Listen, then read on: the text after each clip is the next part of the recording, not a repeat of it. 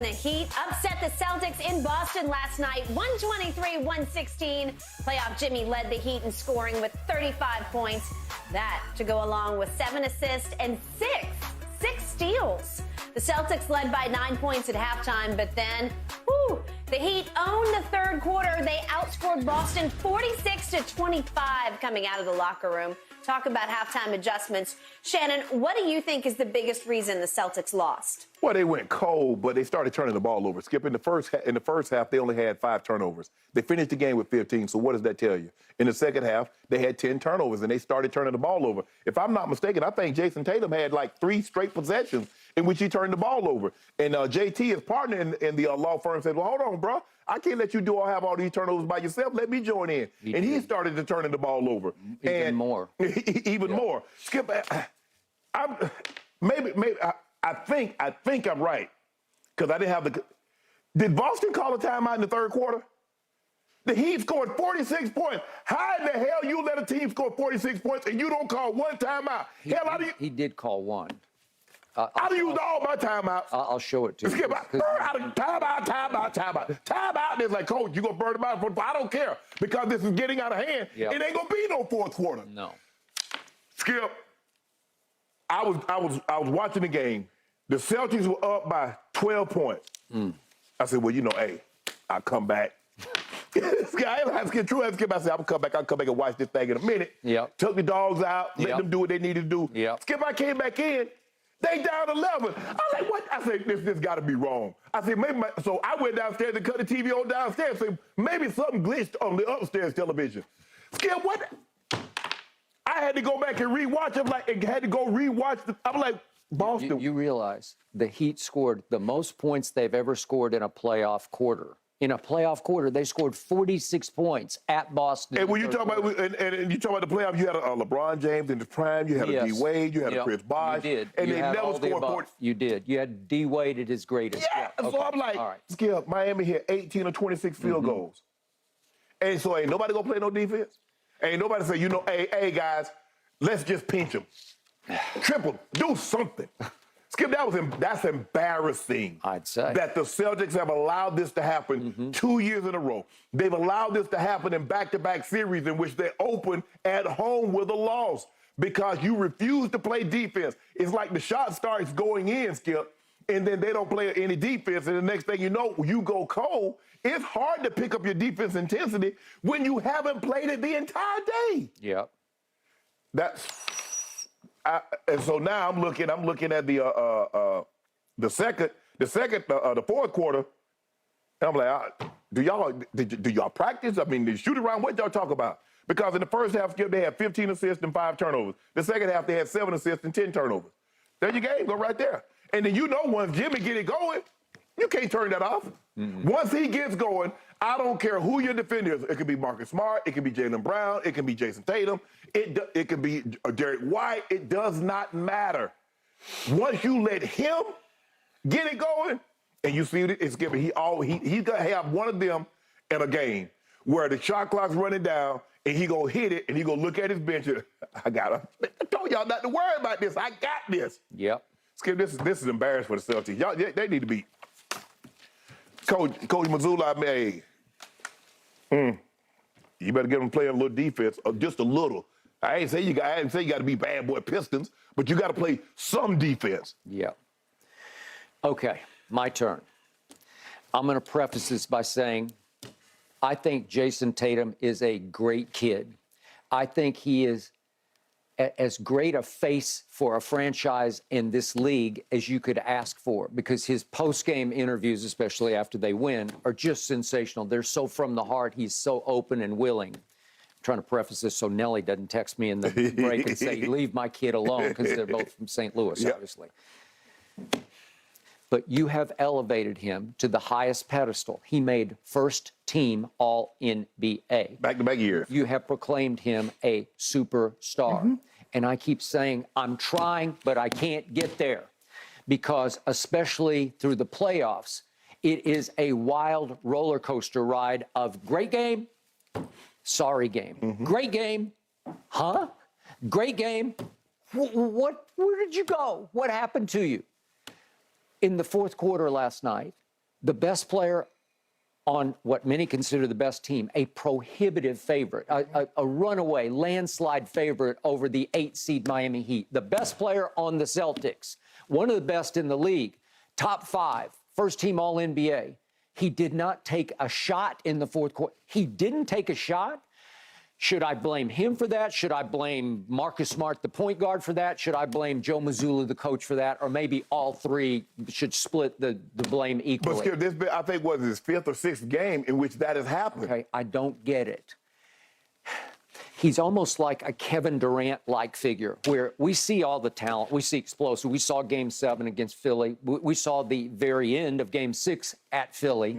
We see him explode. Shannon, he is so long, his arms are so long at 6'8" that when he extends to the basket, it's almost like his arms can extend another extra foot, like they're elongated arms. Right. I've never seen anything quite like it. But he can go as cold as anybody in the league. And what happened in the playoffs last year? He led the whole playoffs with 100 turnovers.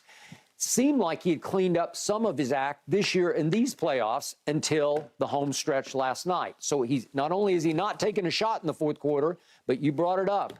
Under 3 minutes left, he has 3 turnovers, 1, and then he had 2 under 2 minutes left. And I'm going to show you all 3 of them because, listen, the Celtics had chances all 3 times because it felt like they were reseizing the momentum because the team that had gone cold in the fourth was actually Miami. The Miami scored 20 total points. Here is 3 turnovers.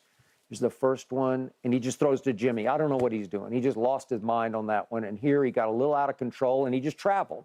And then this one, he said, I got sped up too much, and I tried to quicken, and then he jumped up and raised both feet up off the floor, and it's called traveling. Okay. Again, the first time you're down 5 and you have a chance to cut it to 2 or 3. Okay. And then the next time you're down 7, next time you're down 7. But it just felt like you're on the verge, and then your best player did that, and then that? Are you kidding? And Jimmy Butler, to your point, listen, again, Miami scored 46 in the third. Shannon, they scored a grand total of 20 points in the fourth, so they were sort of asking for it. But the beauty was they went into the fourth with a 12-point lead. So they're trying to just sort of nurse the game home, which Jimmy is very good at doing, just with the game on a string.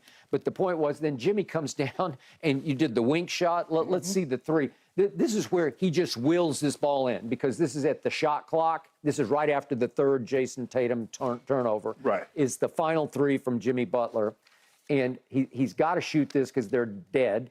And he shoots it too hard and too low on a line. He just, boom, and it goes, bump, bump, bump, bump. It clanged all over the basket. It went up. It was almost like that Kawhi shot, although that was a lot softer when he was at Toronto and beat Philly. But look, Shannon, that ball has no business going in the basket. Yeah, but when he's going, he's going. And it's almost like the ball becomes part of him, and he can actually will it into the basket. And then he winks at his bench. And that's when you know we're done. Because he's not a great three-point shooter. He's not a great three-point shooter, but when you need one, you got one.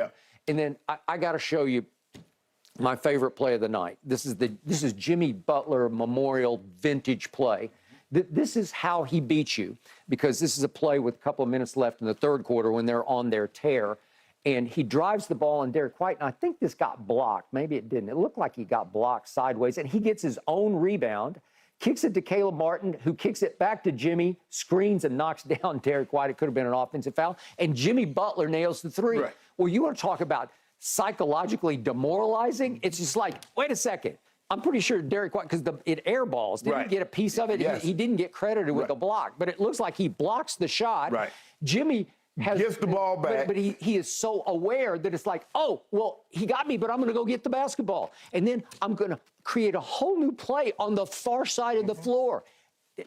Shannon, he is playing extremely athletic chess with the other team because he is, listen, this is a beautifully explosive athlete at 6 feet 7 inches tall. Right. He plays so strong to me, but he plays so shrewdly. He is so crafty. He is on. You're reading your stats. Yeah. You want to say something? No. Go ahead. I'm listening. I'm just listening. I'm going to follow up on you. Go ahead. All right. So the point is that when Joe Mazzulla feels like it's slipping away, he finally did call a timeout off another Jimmy Butler play, which I think we're going to see. Well, he had to score 30. I know, but he got that tipped it back in. Yeah. And Joe Mazzulla calls a timeout. And this is what he did to his team, if we could see what happened. Oh, that's when he got upset? Yes, he tossed his little clipboard. Here's Bam shoots it, and Jimmy just goes back up and got fouled and tipped it in. So before the free throw, you can see Joe Mazzulla, and he just throws his clipboard down and walks out on him. Okay, is that the right way? Is that the right call? He's a first-year head coach. I don't. Okay, Skip, is that the right way to motivate? Skip, at that point in time, he's like, I don't really know what else to say. Okay. I mean, because I'm trying to give you things, and they're just out hustling it up. You just said Jimmy got his shot blocked, he got it back, he created a new play, went to the far corner and hit a three. He just saw this. I forced a missed shot, and guess what? Jimmy beat 3 guys to the basketball, tip it in, and get an and one. So that ain't coaching. That's hustle. Yeah, I got it. But I did first guess this. I said, there's no way they will have quite the defensive edge under Joe Mazzulla that they did under Ime Udoka, who is defense first. Right. He's a tough guy. He's a big guy. He played the game at a high level. He's kind of like Hachimura. He's kind of that size guy. He was a pretty good NBA player, maybe not as good as Hachimura, but decent. Right. And my point is, he commanded respect on the defensive end. And what they did to Kevin Durant, they tore Kevin Durant apart and rewrote the book on how to attack him in playoff games, It's kind of hard. When you start having guys have success, it's kind of hard. If guys hadn't had success, they'll buy in. Jason Tatum was a first-team All-NBA player last year. Yep. So what did that come with? All of a sudden, we started talking about him as a superstar. So guess what? The more you talk about it, and he didn't get that recognition by playing defense. No. Jaylen Brown, we started saying Jaylen Brown has closed the gap on Jason Tatum. Yep.